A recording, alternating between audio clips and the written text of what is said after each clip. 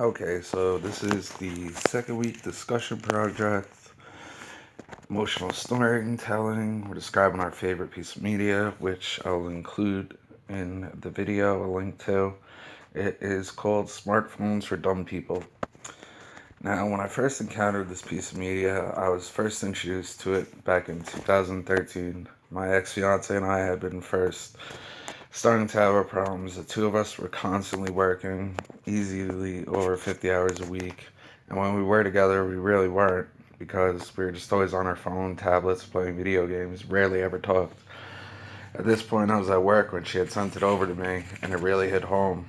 We had never really spoken about it, but it was more of an unspoken rule that at this point, the relationship between us was more just about not being alone and companionship.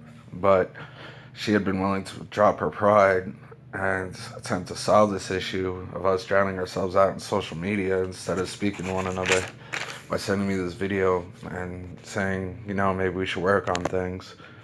The first emotion that I really felt with this was guilt and regret that I had been spending most of my time off instead of spending it with her, just drowning myself out. Why at this point it was just easier to text and type than actually to talk to one another. But after watching this video, I started to really feel a sense of hope.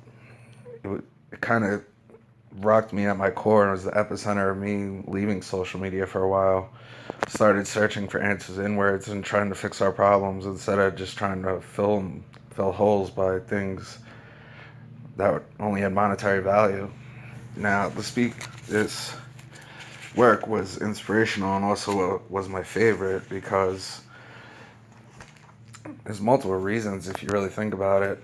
It reached me emotionally, not just because of the current situation I was in, but he referred to times he had as a kid when he was playing out with his friends. He stayed out until the street lights came on and that was time to go home before cell phones.